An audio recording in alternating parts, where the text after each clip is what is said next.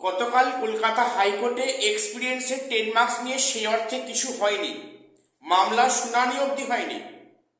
তো এর থেকে এটা মনে হচ্ছে যে এক্সপিরিয়েন্সের 10 মার্কসটা কিন্তু কমিশনের কাছে একটা ভয়ের কারণ। কেন বললাম, আমি সে নিয়ে আলোচনায় আসছি। এবং আজকে আজকে এক্সপায়ারি অফ প্যানেল নিয়ে কলকাতা হাইকোর্টে মামলার শুনানি আছে। আজকে কি বিষয় হতে পারে বা কোনো ভার্ডিক্ট আসবে কিনা, আমি সে নিয়ে আলোচনায় আসছি।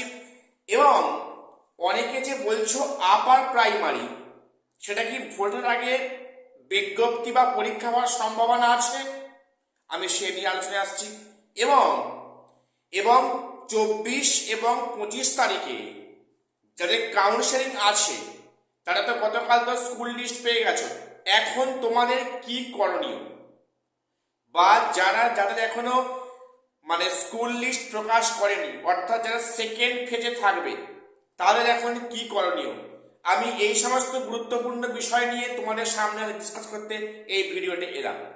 প্রত্যেককে চ্যানেলটা সাবস্ক্রাইব করে দিও এবং গুরুত্বপূর্ণ এসএসসি এবং পিএসসি নিউজ সবার আগে পাওয়ার জন্য। প্রথম আজ বলে রাখি, গতকাল আমরা দেখলাম কি এক্সপিরিয়েন্সের 10 মার্কস নিয়ে একটা অদ্ভুত বিষয়। 29 নম্বর সিরিয়ালে ছিল, গতকাল এডি স্যার আসলেন না, কেন, কি জন্য, এবং শিক্ষা বিষয়ের মামলাগুলো কি এতটাই কি গুরুত্বহীন, আমি ঠিক বলতে পারছি না।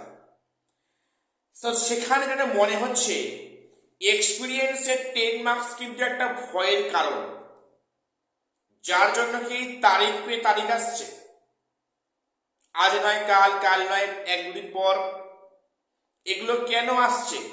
তাহলে এখানে একটা কোনো ভয়ের কারণ কাজ করছে যে এক্সপিরিয়েন্সের 10 মার্কসটা ক্যান্সেল হলে হতে পারে, বা সেখানে ইন্টারভিউ পরে অ্যাড হতে পারে, বা এক্সপিরিয়েন্সের 10 মার্কস সবাই পাওয়ার যোগ্য আদৌ নয়। এই কারণে কি তারিখ পে তারিখ হচ্ছে? দেখো, তোমরা সবাই সবই বিষয় জানো, কাজে সেখানে নতুন করে আমার কিছু বলার নেই। কে ভয় পেয়েছে, কারা ভয় পেয়েছে, কেন বা ভয় করছে, আমি সে নিয়ে আর ডিসকাস করছি না। এরপরে আসি, আজকের এক্সপায়ারি অফ প্যানেল নিয়ে মামলার শুনানি আছে। আমাদের সবার নজর থাকবে কোর্টরুমে, সেখানে কি সিদ্ধান্ত আসে বা সেখানে শুনানিতে কোন কোন বিষয় উঠে আসে। তো এক্সপায়ারি অফ প্যানেল নিয়ে কিন্তু হাওয়া আমার সুবিধা মনে হচ্ছে না। এক্সপায়ারি অফ প্যানেল যারা আছেন বা যারা আছো, তাদের কিন্তু একটু ভয়ের যথেষ্ট কারণ বা জায়গা তৈরি হয়েছে। তো আজকের সেখানে শুনানিতে কি তথ্য উঠে আসে তোমাদের সামনে সেটা অবশ্যই ডিসকাস করব আমি যখনই কোনো আপডেট পেয়ে যাব। তো এক্সপায়ারি অফ প্যানেল নিয়ে অনেকে অনেক কথা বলছো, আমি এ নিয়ে ভিডিও অলরেডি করেছি। তারা নাকি ইললিগ্যাল নয়, তারা নাকি টেন্টেড নয়। হ্যাঁ, টেন্টেড সবাই নয়, বেশ কিছু তো অবশ্যই টেন্টেড আছে। আর এই গোটা তো প্রসেসটা তো ইললিগাল প্রসেস, যেটা সুপ্রিম কোর্টে বলেছে এক্সপায়ারি অফ প্যানেলটা ইললিগাল প্রসেস। মেয়াদ উত্তীর্ণ হওয়ার 1 মিনিট পরেও কিন্তু সেখানে চাকরি পায় কাউন্সেলিং করে, সে কিন্তু এক্সপায়ারি অফ প্যানেলের মধ্যে পড়ছে। এবার সেটা হচ্ছে ইললিগাল, এটা পরিষ্কার ইঙ্গিত সুপ্রিম কোর্টে। আর এই এক্সপায়ারি অফ প্যানেল যদি এ নিয়ে কিছু না হয়, তাহলে ইন ফিউচার বা ফার্দার যে কোনো কিন্তু চাকরি পরীক্ষা এক্সপায়ারি অফ প্যানেল এই টার্মটা থাকবে না। সেখানে যে কোনো একটা প্যানেল থেকে যখন খুশি সেই সংস্থা নিয়োগ করতে পারে, সেখানে কিছু বলার জায়গা থাকবে না। যদি কিনা এক্সপায়ারি অফ প্যানেল নিয়ে কোনো স্ট্রিক্ট অর্ডার না আসে।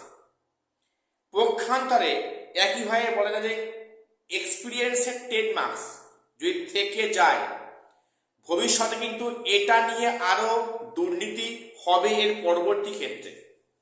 এই এক্সপিরিয়েন্সের 10 মার্কসকে কেন্দ্র করে বিভিন্ন দুর্নীতি কিন্তু অবশ্যই হবে।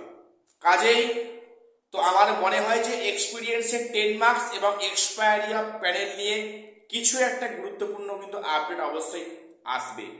সম্ভাবনা খুব বেশি। এবারে আপার প্রাইমারি এই ভর্তির আগে কি বিজ্ঞপ্তি প্রকাশিত হবে বা সেখানে কি ফর্ম ফিল আপ বা এক্সাম হবে? দেখো, যেটা শুনছিলাম যে 31শে মার্চের মধ্যে নাকি সেখানে আপার প্রাইমারি পরীক্ষা নেওয়া হবে। আজকে ফেব্রুয়ারি, আজকে 20 হয়ে গেল। এর মধ্যে কবে বিজ্ঞপ্তি আসবে, কবে ফর্ম ফিল আপ হবে, কবে অ্যাডমিট দেবে আর কবে সেখানে পরীক্ষা হবে সম্ভব নয়।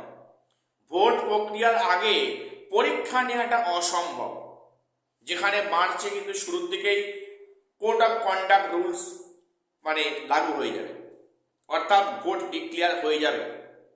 সেক্ষেত্রে দাঁড়িয়ে বলতে পারি যে এই আপার প্রাইমারি পরীক্ষা ভোটের আগে সম্ভব নয়। আচ্ছা, সেক্ষেত্রে কি বিজ্ঞপ্তি আসবে? বিজ্ঞপ্তি যদিও আসে, সম্ভাবনা নেই, সম্ভাবনা খুবই ক্ষীণ। এলেও সেই অর্থে ভোটের আগে কোনো কাজ সেই অর্থে হয়তো হবে না, সম্ভাবনা খুব খুব ক্ষীণ বা চান্স নেই বললেই চলে। এবারে যারা 24-25 ফেব্রুয়ারি কাউন্সেলিং এর ডাক পেয়েছো যে সাবজেক্টে, তাদের এখন কি করা উচিত? দেখো, বলে রাখি, তোমরা স্কুল লিস্ট পেয়ে গেছো। তোমরা স্কুল লিস্টটা ভালো করে পিডিএফটা প্রিন্ট আউট করে বের করো, বারে বারে স্টাডি করো যে তোমার রিজিয়নে, তোমার বাড়ির কাছে স্কুল কোনটা আছে। তোমরা সেটা যার যেমন র্যাঙ্ক আছে, তোমরা সেই র্যাঙ্ক ওয়াইজ তোমরা সেগুলো ভালো করে স্টাডি করো। একটা খাতায় লিস্ট করো যে এই স্কুলটা আমার ফার্স্ট চয়েস থাকলো, এই স্কুলটা সেকেন্ড চয়েস, ওটা থার্ড চয়েস, ওটা ফোর্থ চয়েস, এটা ফিফথ চয়েস। যার যেমন র্যাঙ্ক, যার র্যাঙ্ক কাছে সে কম স্কুল চুজ করে দেখো, যার র্যাঙ্ক মাঝখানে বা অনেক শেষে তাকে বেশি স্কুল চুজ করতে হবে। এটা করে গেলে তোমার সেই কাউন্সেলিং হলে তোমার সুবিধা হবে স্কুল বাঁচতে। আর সেখানে যে 2-3 মিনিট সময় দেওয়া হবে, তার মধ্যে তোমাকে কিন্তু হ্যাঁ না বলতে হবে যে কোনটা তুমি নিচ্ছ।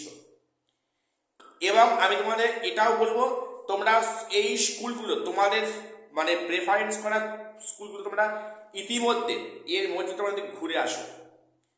কাউন্সেলিং এর আগে তোমরা ওই সমস্ত স্কুলগুলো তোমরা ঘুরে আসো, সেখানে স্কুলের মানে লোকেশনটা দেখে আসো, সেখানে স্টাফ রুমে গিয়ে সেখানে স্যারের সঙ্গে সেখানে বসে কথা বলো, ব্যাপারটা বলো যে স্কুলটা কেমন, এই স্কুল তোমাকে সুইটেবল কিনা, একটু যাও।